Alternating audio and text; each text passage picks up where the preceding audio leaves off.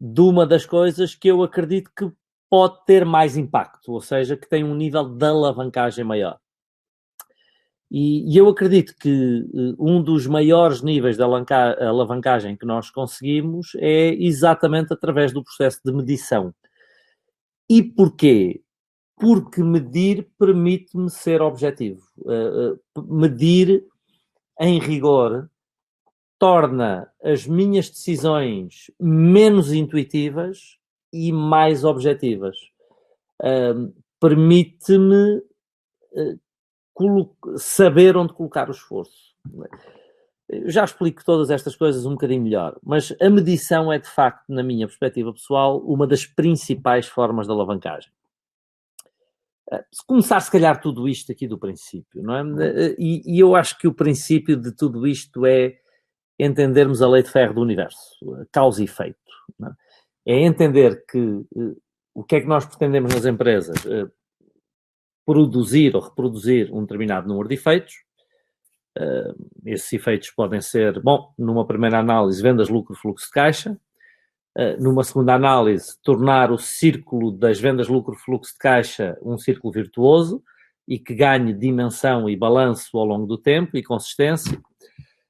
Mas também pretendemos que essas vendas, lucro e fluxo de caixa provavelmente nos permitam, a nós donos da empresa, um melhor estilo de vida, se calhar mais independência, se calhar mais liberdade, se calhar a possibilidade de consumirmos ou de adquirirmos alguns bens materiais, se calhar mais tempo para nós, não sei, para cada um de nós serão coisas diferentes. Mas, tendencialmente, nós associamos também os resultados da nossa empresa a um impacto que isso possa trazer no nosso estilo de vida ou na forma como nós nos sentimos. E aquilo que vai acontecendo nas empresas e que eu vou vendo nas empresas é que há uma tendência para nós nos focarmos em demasia no efeito que nós queremos reproduzir, nos focamos em demasia no destino final, nos focamos em demasia no resultado, e muitas vezes apaixonamo-nos por esse resultado, só que essa focalização no resultado, no objetivo, na meta, muitas vezes essa paixão pela meta não é suficiente para a meta ser atingida. Porque eu não posso atingir um resultado a focar-me nele. Eu não posso atingir um resultado a apaixonar-me por ele. A única forma que eu tenho de atingir um resultado é se eu consigo ser consistente na execução das causas. Tá? A noção de causa e efeito, a noção de a lei de ferro do universo ensina-nos uma coisa muito básica, é que não há efeitos sem causas bem determinadas a montante. Ou seja, as coisas não aparecem por geração espontânea. Tudo o que nós temos na vida, tudo, são efeitos com causas bem determinadas a montante. Se eu conseguir replicar as causas, eu produzo o efeito. Eu às vezes dou o exemplo da culinária, porque é uma coisa de que eu gosto muito. A partir do momento em que eu domino uma receita, eu consigo reproduzir vezes sem conta o mesmo prato com um nível elevado de mestria, a partir do momento em que eu domino uma receita. Ou seja, o que é a receita? A receita é a sucessão perfeita das causas, ou ideal das causas, para sermos consistentes na reprodução do efeito. E se eu tiver que me apaixonar por alguma coisa, é sempre melhor eu apaixonar-me pelas causas do que pelos efeitos. Porque se eu me apaixonar pelo processo, eu garanto o resultado do processo. Se eu só tiver a paixão no resultado e não gostar do processo, a coisa fica mais difícil. Ou seja, por muito que eu goste de comer, isso não significa que eu sei cozinhar. Se eu não me apaixono pelo processo da culinária, é difícil eu obter o resultado eu obter o resultado desse processo. Então, por muito que eu goste de comer, eu posso não saber cozinhar. E há muita gente que adora comer, mas não sabe cozinhar. E não gosta de cozinhar. E aqui é exatamente a mesma coisa. Perdoem-me socorrer-me da sabedoria de Warren Buffett para ilustrar, como faço várias vezes, o meu pensamento, mas eu acho que ele usa muitas vezes figuras de estilo incríveis que nos permitem entender melhor. E ele diz que um jogo não se ganha com os olhos no placar. O jogo ganha-se com os olhos no terreno de jogo, ou seja, não entendam mal a ideia. Obviamente que eu tenho que associar o que faço no terreno de jogo ao impacto no placar, mas eu não posso jogar o jogo inteiro com os olhos no placar. Os olhos têm que estar no terreno e naquilo que eu estou a fazer. Eu só vou acompanhando as atividades com o placar. Mas a minha concentração máxima está nas atividades, está no resultado, está nas causas que depois vão reproduzir o efeito. Então o placar é o efeito. Eu tenho que concentrar-me nas causas. E, portanto, a chave do sucesso é, obviamente, que nós sejamos consistentes na execução das coisas certas na altura certa. É isso exatamente que nós precisamos de procurar. Então vamos entrar na medição propriamente dita. Aliás, deixem-me, antes disso, levantar aqui a grande chave do dia de hoje. A grande frase que eu gostava que vocês guardassem no dia de hoje. E a frase que eu gostava que vocês guardassem no dia de hoje, a frase ou a ideia é a seguinte: a medição é a principal e fundamental ferramenta usada por todos os profissionais e especialistas para estarem ao mais alto nível. Vou dizer outra vez. Uma vez que é a chave do dia de hoje, dizê-lo outra vez. A medição é a principal e fundamental ferramenta usada por todos os profissionais e especialistas para estarem ao mais alto nível. Isto significa o quê? É exatamente a medição, é a ferramenta do profissional. É o que distingue, dizendo isto de outra forma, a medição é o que distingue os profissionais dos amadores. Outro exemplo que eu dou com alguma recorrência, porque mais uma vez é uma coisa que eu gosto bastante, é o desporto profissional. O que é que distingue os atletas de alta competição de hoje dos atletas de alta competição de há 30 anos, 50 anos, 60 anos atrás? O rigor e a disciplina com que fazem as coisas. Nós até muitas vezes dizemos o profissionalismo com que fazem as coisas. Então, o nível de profissionalismo com que se trabalha hoje é muitíssimo maior. Antes, os profissionais anteriormente trabalhavam com um nível de amadorismo muito grande. Qual é a diferença? Medição. É que hoje mede-se tudo.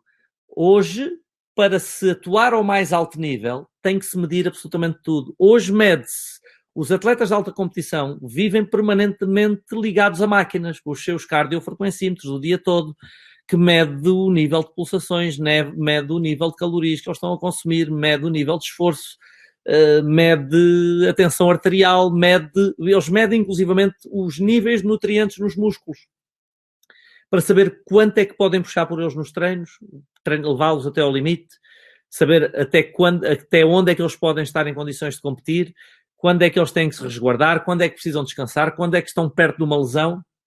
Então, hoje, os atletas podem atuar a um nível muitíssimo superior do que conseguiam fazer há 20 ou 30 anos atrás, há 50 ou 60 anos atrás, exatamente porque a medição lhes permite estarem ao mais alto nível possível.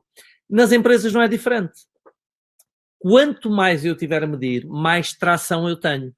Quanto mais eu tiver a medir, mais alavancagem eu tenho. Outro exemplo que eu costumo dar é o exemplo dos veículos. Os veículos onde nós nos deslocamos têm medições. Até têm manómetros que nos dão o resultado dessa medição. Começar pelo automóvel. O automóvel tem lá o velocímetro, é uma medição. Tem o conta-rotações, é uma medição. Tem o nível de combustível, é uma medição. Tem a temperatura do motor. Ou seja, tem uma série de indicadores e depois ainda tem por trás o computador de bordo a medir uma série de outras coisas para nos dar informação. Até a pressão dos pneus está em permanente medição. Se vocês tiverem um furo, o computador de bordo dá logo sinal. Atenção, nível baixo de pneu ou nível baixo de pressão. Ou seja, está a medir uma série de coisas para garantir que nós dirigimos em segurança.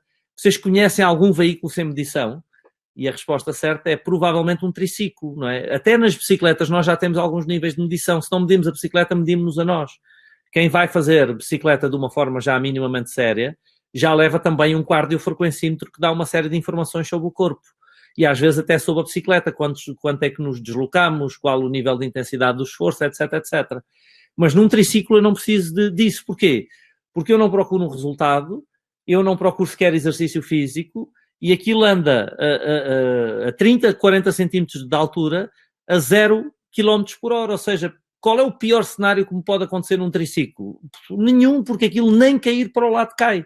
Então, a partir do momento em que o veículo começa a ter alguma complexidade, que eu passo por uma bicicleta, para uma moto, para um automóvel, eu vou precisando de mais níveis de medição. Por exemplo, um avião precisa de muito mais níveis de medição do que um automóvel. E porquê? Porque voa. E o resultado de eu não estar a controlar indicadores pode ser a morte, não é? Aquilo voa. E agora, se eu tiver uma avioneta, tiver sei lá, um bimotor, ou tiver um Boeing, ou tiver, sei lá, já um Boeing, sei lá, não percebo nada de Boeing, não percebo nada de avião. Ter um Boeing pequenino ou um Boeing grande, ou um Airbus pequenino ou um Airbus grande, ou seja, à medida que o avião vai aumentando de tamanho, há muito mais coisas para controlar. Porquê? Porque aquilo voa, leva 300 passageiros lá dentro, pesa não sei quantas toneladas, já vai atravessar o Atlântico inteiro, ou já vai daqui para a Ásia, já vai fazer uma viagem de 10 ou 12 ou 13 horas. Então é preciso controlar, se calhar já anda mais rápido, já é preciso controlar um monte de coisas diferentes. Uma empresa é exatamente a mesma coisa, só que aqui é ao contrário. É quantos mais manómetros eu conseguir implementar, quanto maior a medição, maior eu consigo tornar a empresa. Porquê? Porque tomo consciência de mais coisas e tomo decisões de mais qualidade. Entenderam? Vou dizer outra vez. Quanto mais coisas eu conseguir medir na minha empresa, quanto mais coisas eu conseguir controlar, mais eu consigo alavancar a dimensão. Porque estou mais informado, mais consciente, tomo decisões de melhor qualidade. Então vamos à medição propriamente dita. Quais são os benefícios imediatos da medição? Primeira coisa, permite-nos colocar a atenção no que é importante. Eu passo muito menos tempo em distração, muito mais tempo a responder àquilo que de facto é importante na empresa. Nomeadamente, põe-me a atenção nos drivers críticos de sucesso. Eu começo a perceber quais são as alavancas que eu devo acionar para garantir o crescimento de longo prazo da empresa. Então, ajuda-me a saber o que é mais importante, o que é menos importante, o que é prioritário do que é menos prioritário, e o que é que vai ter mais impacto no resultado e o que é que vai ter menos impacto no resultado. Simultaneamente, permite-me assegurar uma melhoria de tudo o que está a ser medido, porque se eu meço um indicador, eu inconscientemente ativo uma procura por melhorar esse indicador. Eu muitas vezes, meio a brincar, mas a realidade é que acabo por estar a dizer uma coisa que é verdadeira, ou pelo menos na qual eu acredito. Costumo dizer que tenho uma tática infalível para perder peso. E a tática é tão simples como pesar-me todos os dias. Porque se eu todos os dias colocar a atenção no indicador, eu estou a condicionar-me inconscientemente para cuidar desse indicador. Se eu me pesar todos os dias, é inevitável que eu tenha controle quando me vou alimentar. Se eu me pesar todos os dias, é quase lógico que eu vou cuidar de algumas práticas de exercício físico. Mesmo que eu não queira ir para o ginásio, eu se calhar já dou uma corrida, ou pelo menos já me preocupo em dar um passeio todos os dias, ou se calhar já me preocupo em ir pelas escadas e não ir de elevador. E tudo são decisões praticamente inconscientes. Como eu estou a controlar um indicador, inconscientemente eu ponho alguma energia nele, porque eu sei que amanhã vou pesar outra vez. Então, só eu medir algum tipo de indicador já asseguro uma melhoria do indicador. Depois de medir os indicadores, em rigor está a sublinhar umas fraquezas que eu posso ter. Ou seja, todas as fragilidades que nós possamos ter, todos os aspectos em que eu não sou tão forte, todos os aspectos em que eu não sou tão eficiente, todos os aspectos em que eu não estou a conseguir tração, em que eu não estou a conseguir aparecer com o resultado, eu consigo perceber através das medições. Portanto, em rigor, está-me a dizer o que é que eu preciso de melhorar. Se calhar até onde é que eu preciso de fazer formação, onde é que eu preciso de algum treino, onde é que eu preciso contratar um consultor, onde é que eu preciso de comprar um software. Então, muitas das decisões que eu preciso tomar sobre melhorar vêm exatamente da medição que está a mostrar-me as minhas fraquezas. E, por outro lado, obriga-me a ver a realidade, ou seja, obriga-me a dizer a verdade em relação às coisas, porque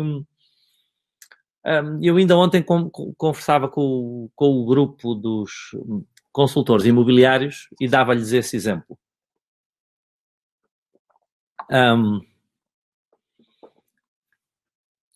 Se nós agora no final do mês não tivermos bons resultados nas nossas empresas e eu vos perguntar porque é que não tivemos bons resultados, a resposta mais imediata vai ser por causa da pandemia. Eu tive que colocar os colaboradores em casa, não pudemos abrir o escritório, os nossos clientes não nos atendem, os nossos clientes também fecharam.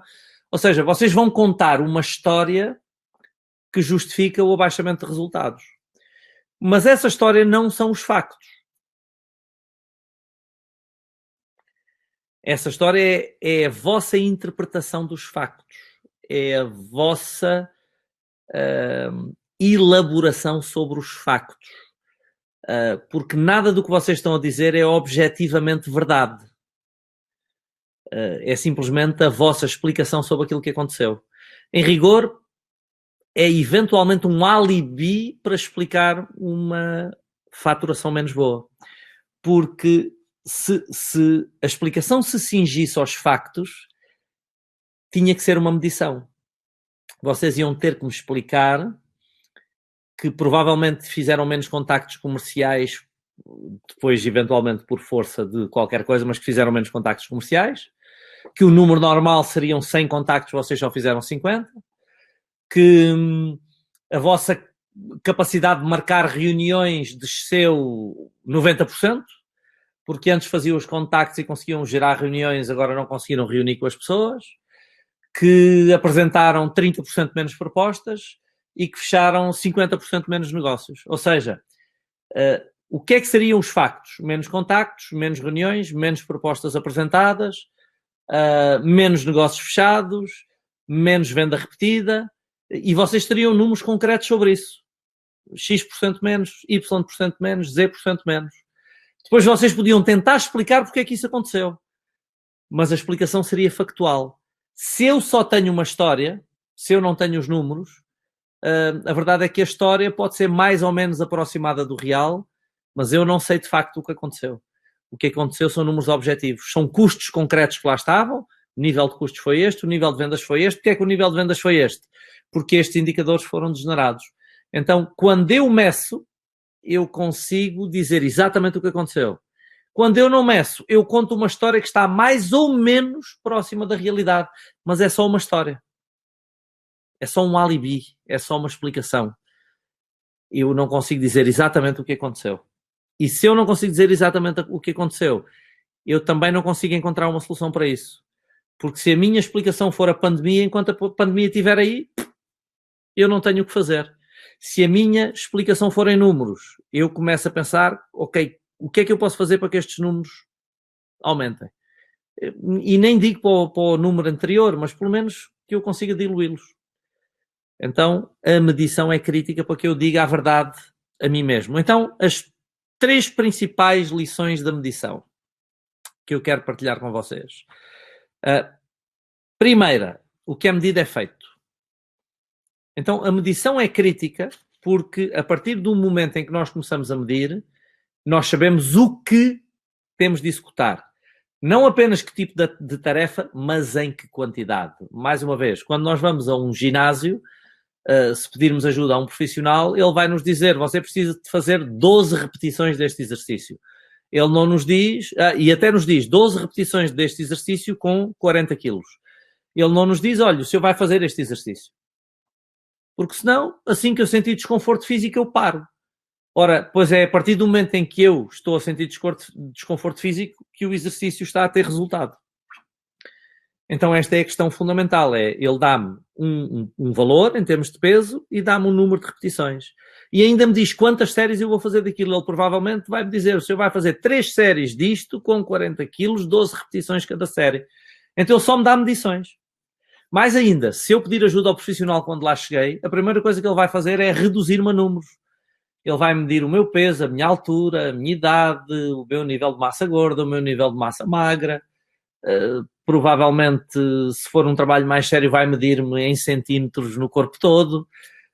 Para quê? Porque ele quer acompanhar a minha evolução ao longo do tempo, depois dele me receitar os exercícios. Então, para ele perceber se as coisas estão a funcionar ou não, ele tem que ir acompanhando no meu corpo e nos indicadores do meu corpo, às vezes até indicadores de sangue, não é? Se eu estou a melhorar nisso ou não, depende da situação em que eu lá chego. Agora, não passa pela cabeça de nenhum profissional do desporto estar a trabalhar com um cliente nesta altura. É só um cliente, não é um profissional. Mas se ele quer um resultado, ele vai ter que medir. Ele não consegue garantir o resultado se ele não tiver a medir a pessoa. E nas empresas é igual. Nós não podemos não medir, não é? Porque o que é medido é feito. O que é medido é gerido. Quer dizer que eu ganho um controle sobre o indicador a partir do momento em que eu começo a gerir. O que é medido é controlado.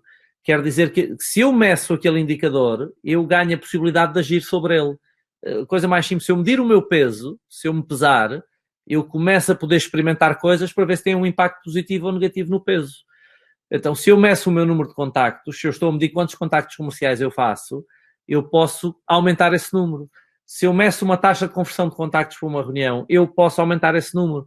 Agora, é difícil aumentar esses números se eu não estiver a medir. É difícil. Eu não tenho controle sobre uma coisa que eu não meço. E a terceira regra é, se é medido e gerido, pode aumentar exponencialmente. Ou seja, eu só tenho a possibilidade de aumentar exponencialmente o indicador ao longo do tempo, ou seja, fazer crescer a minha empresa, se eu não estiver a medir e a controlar os indicadores, a assegurar que executo e a assegurar que estimulo. Então, se nós queremos fazer crescer a nossa empresa e nós não temos, ou a nossa atividade comercial, e nós não temos escolha, porque nós temos que fazer crescer as nossas atividades, temos que medir. Então, é uma das 3 ou 4 formas maiores de alavancagem, é a medição. Algumas notas sobre a medição e sobre como medir. E à medida que nos aproximamos do final da nossa conversa de hoje. Portanto, as minhas sugestões sobre a forma de medir. Primeira coisa é definir padrões. E o que é definir um padrão? É haver números mínimos que eu considero aceitáveis. Não é? Se eu não tiver padrões de desempenho, se eu não tiver padrões mínimos que eu aceito, então a medição perde muito do seu valor, porque muitas vezes eu falo de medição e chego às empresas e elas começaram a medir. Começaram a medir, mas não têm padrões mínimos, não têm mínimos aceitáveis. Então a medição é o quê? É um simples registro. Eu volto a dizer, sim, as coisas sobem só porque eu as estou a medir, mas sobem muito mais se eu tiver padrões mínimos. Por exemplo, eu estar a pesar-me todos os dias e aceitar ter 90 quilos, e 90 quilos no absoluto não quer dizer nada, mas para mim, com a minha altura, com o meu tipo de estrutura, ter 90 quilos, alguma coisa estaria muito errado. Ou eu estaria muito gordo, ou eu estaria para aí a bombar-me de esteroides para ficar gigante. E como eu não quero ficar gigante em termos de massa muscular, mas também não quero ficar gordo, provavelmente 90 quilos seria um mau padrão. Portanto, não é só pesar-me. Eu sei que tenho que estar entre 74 e 78 quilos para me sentir bem. Mais perto dos 74 do que dos 78. Pronto, eu reconheço. Mas é o padrão. Se eu aceitar 80, 82, 84 por aí fora, eu estou fora dos padrões e portanto, começo a perder qualidade. Portanto, definir padrões, e os padrões podem ir evoluindo ao longo do tempo, tá? Se calhar a minha primeira preocupação é chegar a 78 quilos, depois a 76, depois a 74, não é? Se calhar eu começo com um nível de massa gorda em 20%, depois quero ir para 18, depois quero ir para 16, talvez um dia em 14, talvez um dia eu queira estar em super forma física no verão e queira ir atrás de 12% de massa gorda, sei lá. Menos do que isso é difícil, porque eu gosto muito de vinho e não prescindo disso. E pronto, já tinha mais uma série de desculpas para dar em relação a isso, mas a verdade é que gosto mais do meu vinho do que do meu abdominal. Mas isto nas empresas iguais, se calhar há alturas em que nós nos contentamos com um indicador, nós queremos chegar àquele indicador, depois de estarmos lá, nós subimos a fasquia, ok, então este já não é suficiente. Sejam indicadores comerciais, sejam indicadores de margem, eu não posso querer passar de 5% de margem para 15% de margem do dia para a noite, mas se calhar eu fazer um esforço para chegar a 7, depois a 8, depois a 10, depois a 12, né? Eu ir aumentando as minhas margens, eu ir reduzindo os meus ciclos de caixa, eu estou em 30 dias, passar para 28, para 25, né?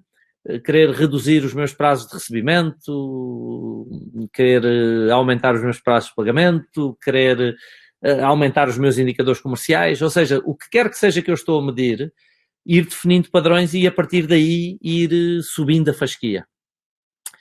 Depois vão apurando os desvios, tá? Se eu tenho padrões e quero números onde eu quero estar, tenho números que eu viso, tenho números que eu quero cavar, que eu quero procurar, ir percebendo que desvios é que eu tenho para esses números. É absolutamente crítico ir avaliando com o tempo esses desvios, não é? Estou com desvio positivo, estou com desvio negativo e ir acompanhando os desvios ao longo do tempo para os ir estreitando. Obviamente que os positivos eu posso aceitar mantê-los e até tentar alargá-los, mas pelo menos eu ir esborrachando eventuais desvios negativos que eu vá tendo. Então eu tenho sempre que ir fazendo uma análise de desvios. E portanto, esse aspecto é absolutamente crítico. Ir monitorizando os desvios ao longo do tempo. A terceira regra, ou a terceira sugestão, é prestar muita atenção às tendências, não é? Nós temos o ditado nas finanças que é "The trend is your friend", a tendência é a tua amiga. Porquê? Porque a tendência dá-nos muita informação. Uma coisa é eu não ter um número bom, mas eu venho numa tendência positiva. Então o número ainda não é aquele que eu quero, ainda não é o meu padrão, mas eu venho numa tendência positiva. Eu ainda estou com sobrepeso, ainda estou com 84 quilos, mas eu venho dos 90 para os 84. Então a tendência é muito positiva. Dá-me a ideia de que mais à frente eu vou chegar aos 82, aos 80, quem sabe um dia eu estarei nos tais 74. Eu ainda tenho uma margem muito, muito baixa, mas eu sei que tenho vindo a subi-la a cada mês que passa. Então a tendência é positiva. As tendências dão-nos informação muito forte. Há vezes em que eu não consigo ler uma tendência, que eu sou muito errático. Não é muito positivo ser errático, não é? Às vezes até temos que criar ali uma média móvel para nos dar a noção de, no errático, que é se há uma tendência mais positiva ou mais negativa. Mas prestem muita atenção às tendências, porque tendências negativas são muito perigosas, significa que eu tenho que as entender rapidamente e invertê-las. Tendências positivas dão-nos a noção de que estamos no bom caminho. Eu talvez ainda não esteja lá, mas eu estou no bom caminho. Então mantenham-se a fazer a coisa certa se estiverem na tendência positiva, mas se a tendência é negativa, vocês percebem que têm que mudar alguma coisa na atividade, não é? Se a tendência é negativa, eu tenho que mudar na atividade. Se a tendência é positiva, quer dizer que o meu nível de atividade está a melhorar. Então as tendências dão-nos uma informação muito importante. The trend is your friend. A tendência é a nossa amiga. E depois há outra coisa que é crítica, que é eu ser capaz de medir as coisas certas. Às vezes quando eu falo de medição as pessoas estão a medir coisas, mas não são as coisas certas, estão a medir por medir. Então o que é que são as coisas certas? Eu quero medir os drivers críticos do crescimento da minha empresa. Obviamente que eu quero medir as vendas, mas eu preciso de compor as minhas vendas numa série de medições comerciais. Nós estamos a fazer mais ou menos contactos, nós estamos a conseguir mais ou menos venda repetida, nós temos os valores médios de transação têm uma tendência positiva, estão a aumentar ou estão a descer. Nós estamos a conseguir fazer mais ou menos reuniões, mais ou menos propostas, mais ou menos negociações, mais ou menos fechos de transação. Então, eu tenho que assegurar-me que estou a medir os drivers críticos do crescimento. Como é que estão as minhas margens, as brutas, as líquidas, como é que estão os meus prazos de recebimento, de pagamento, como é que está o meu inventário.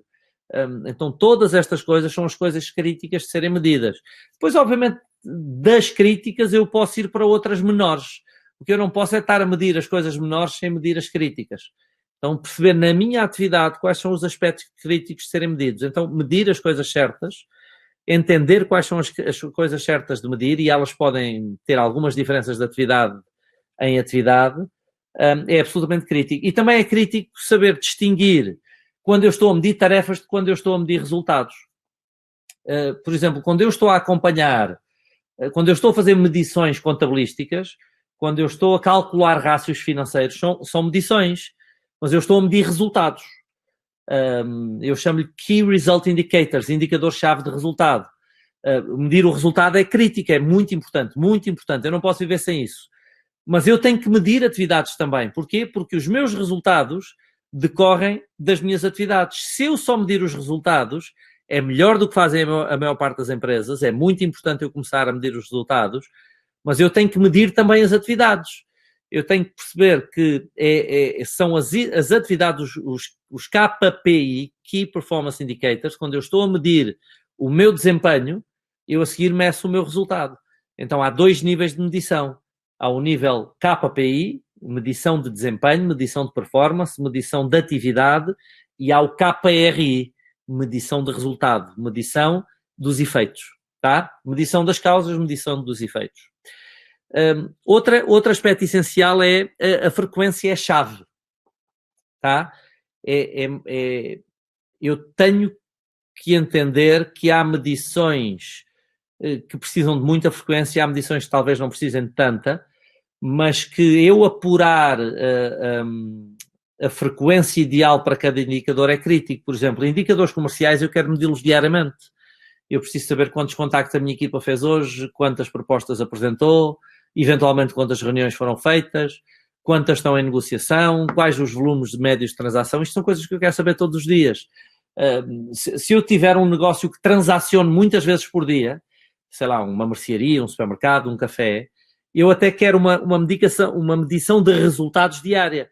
Eu quero saber todos os dias se ultrapassei o meu break-even diário. Num negócio que transacione não todos os dias, não é tão necessário saber um break-even diário, eu preciso saber um break-even semanal. Por exemplo, indicações contabilísticas, eu acho que é suficiente medi-las uma vez por mês. Mas as de performance eu tenho que as medir todos os dias, ou na pior das hipóteses, todas as semanas.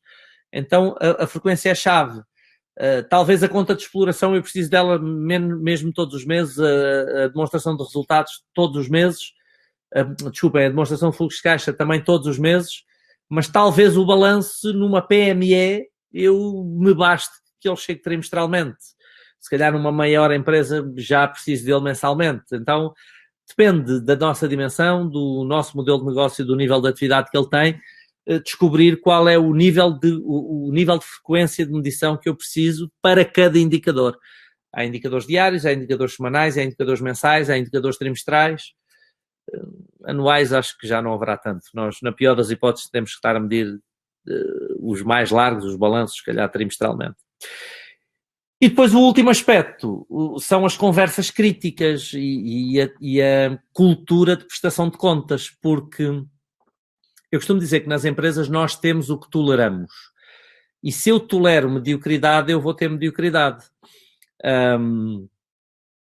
E, portanto, eu tenho que ter a capacidade de exigir contas à minha equipa e de fazer com que eles exijam contas uns aos outros.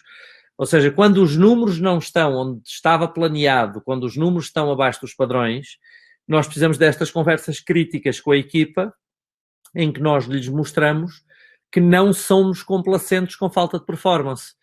Porque se eu tiver uma regra em termos de nível de performance, de qualidade de performance, de volumes exigidos, se eu tiver um padrão mínimo exigido, e devo ter, foi a primeira indicação que eu vos dei, então eu também tenho que arbitrar estes números. Quando a pessoa está abaixo desse nível, eu tenho que lhe dizer que ela está abaixo do aceitável.